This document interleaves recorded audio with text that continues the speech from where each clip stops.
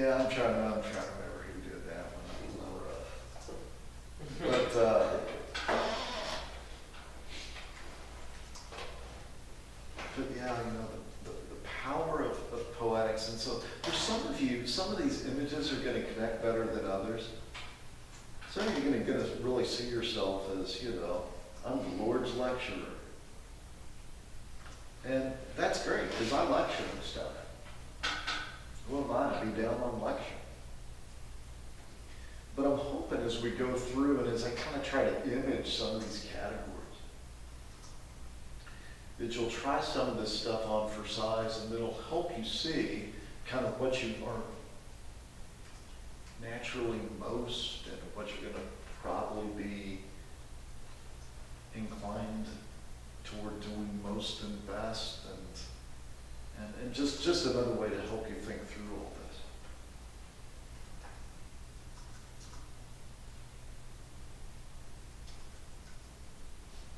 There are a lot of other types of figurative language that are at work in Hebrew poetry. You see intentional overstatement, you see intentional understatement. There's all kinds of stuff going on. But a lot of that stuff you can get at pretty easily in the books. I just want to talk about a few of the areas to just get your brains working that way, get you thinking in those terms.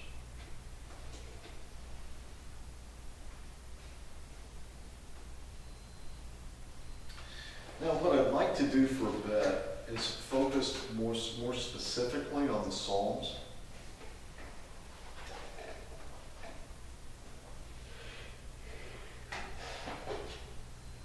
For a couple of reasons. One, it's a large chunk of Old Testament poetry. So partly because it's such a big chunk.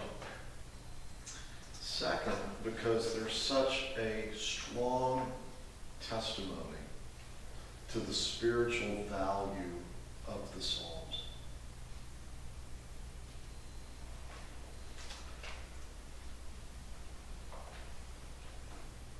In other words, here's what I mean by that. There's a reason that to this very day they can sell New Testaments with Psalms attached. Nobody's signing up for New Testament with Leviticus attached. New Testament with Ezekiel attached. New Testament with Amos attached. People aren't buying that from Christian book distributors. New Testament with Psalms attached, church.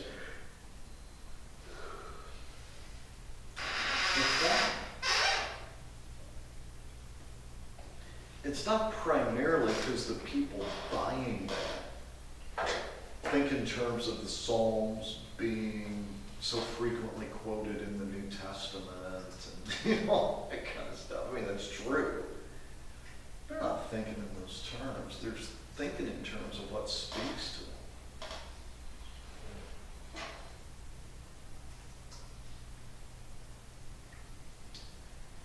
And so if we're going to talk about preaching from Old Testament poetry, we need to spend significant time working with preaching from the Psalms, and it's one of the reasons I'm really centering so much of your options in that category for this course, in that particular direction. So let's talk for a bit about some stuff that will help you preach from the Psalms specifically. I've already talked about figurative language.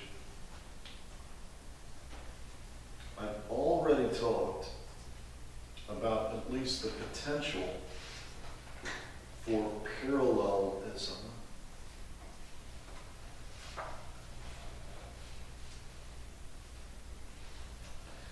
So everything that we've been talking about previously applies here as well.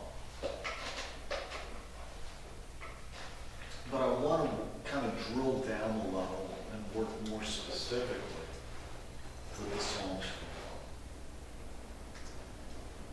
Here's some stuff that I found to be really helpful when trying to work with interpreting the Psalms for Christian preaching.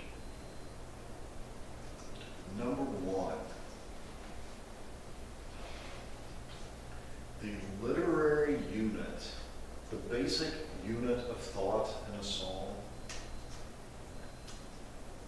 really is the psalm. If the basic unit of thought in a story is a scene, it's possible that in a few psalms you can almost kind of break them down into scenes. But I really strongly encourage you to think, when you're looking at a psalm, to think about the psalm in its entirety. Because there's been such a tendency to fragment the Psalms. Think about even, in devotional books, if your church has Our Daily Bread in the back, or if you read My Utmost for His Highest, or something like that, you'll see just little phrases from a psalm that an entire devotional will be built on. Or even in sermons, how a lot of times you'll get a verse or maybe two verses that are kind of extracted from the psalm and that are developed for the message. Well, it's really important. I mean, it's just a basic lesson of context, right? But psalms are intended to be taken in an entirety rather than to be broken down into little bite-sized, bumper sticker-sized chunks.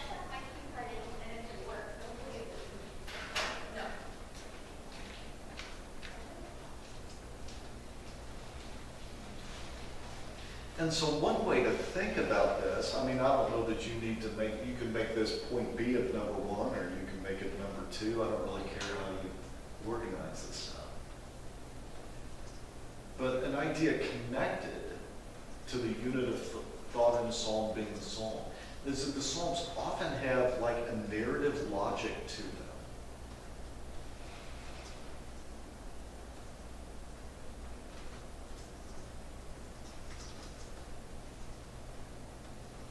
And if you do, I will explain what I mean by that. And if you don't take the psalm in its entirety, you may end up misrepresenting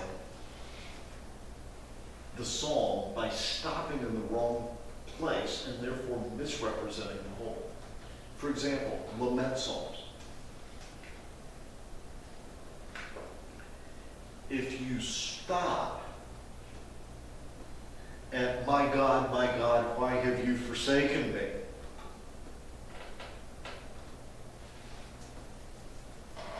That's not the place to stop. That's where it starts. That's not where it stops.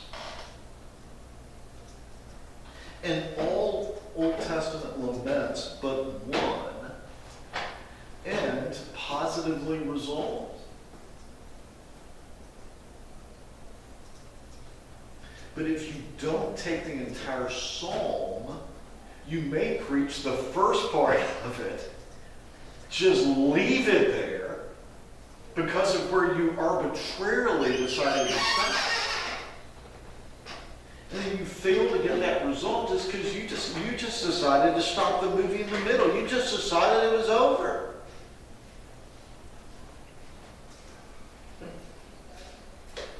That's not your place to decide.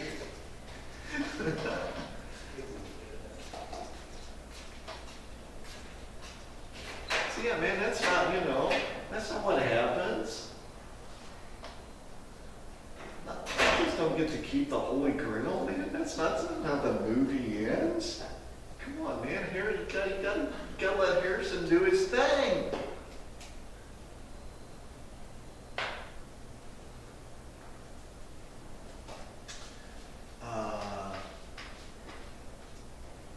Yeah, so,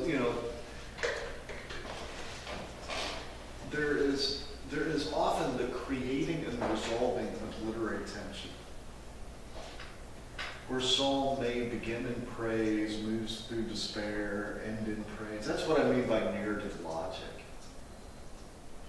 And you don't get to just cherry pick a section of that and talk about it without attention to the framework within which it's placed.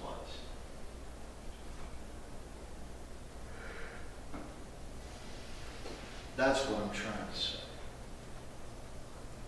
I'm trying to illustrate how it can be dangerous, how it can be problematic.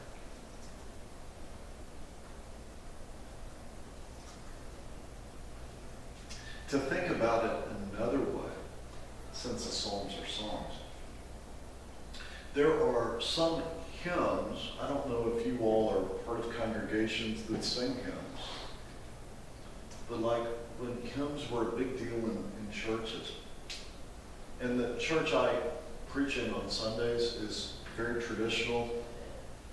It is very traditional. It's not exclusively traditional, but it is traditional. And we still sing a fair number of hymns.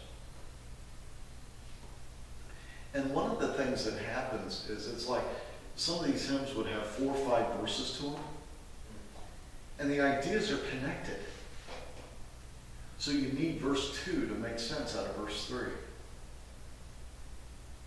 And you need verse 3 to make sense out of verse 4. Because there's a sequence to what's going on there. Well, what would happen is, sometimes in churches, we'd be wanting to save time. So we're going to do verses 1, 4, and 5, or we're going to do verses 1, 3, and 5. And it just wouldn't even make sense. Because we'd be doing 1, 3, and 5, but 3 wouldn't make any sense without 2. But sometimes 4 and 5 would make sense, because in verse 4, you die, and verse 5, you're in heaven. But especially, man, verses 2 and 3, I mean, if somebody decided to save time, I mean, whoa, what happened there? So the unit of thought in the psalm is the same, in part because, second observation, psalms often have a narrative logic to them. So if you're not considering the whole thing, you may end up reaching the wrong conclusions by just grabbing one specific part. So I found it helpful to bear that in mind. I've often find it helpful to work with trying to understand the historical situation behind the composition of the psalm. Now that gets tricky because I don't view the headings as inspired, though I do view them as generally reliable. Some of the psalms have headings. This was written at such and such a time. But even beyond that, many times if you read the more advanced commentaries, you'll see a lot of attention in the Psalms given to either the original composition of the Psalm or how Israel in her worship practice used the Psalms. I'm really talking right now more about the former than the latter, which is the life situation that's going on at the time the biblical writer produced the psalm. That can be helpful in terms of helping people connect to the world of the psalm, the experiences of the psalmist. Then the follow-up to that, how Israel used the psalm. So you take especially the Hallel Psalms, the Psalms of Ascent. But there are other psalms that were used in specific ways in Israelite worship practice. So you might dig around there a little bit. But a part of what you're going to have to do is see how confident you are in the data. Because there's a lot of speculation on this. this was, used in such and such a way, this used at such and such a time. Sometimes the evidence is pretty good, sometimes we're just not quite as sure. So you're going to have to make some judgment calls there. But it may sometimes really bring stuff to life for people. If you can describe for them how our forefathers and mothers in the faith were using this material in the worship of God.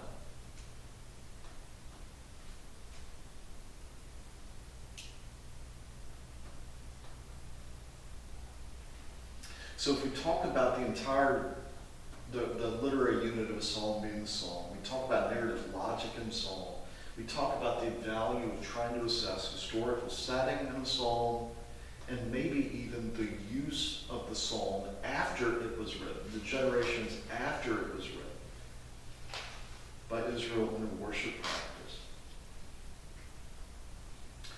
All of which I think can be helpful in helping, again, what's the sermon payoff? You're helping the audience connect to the experience of those who preceded them.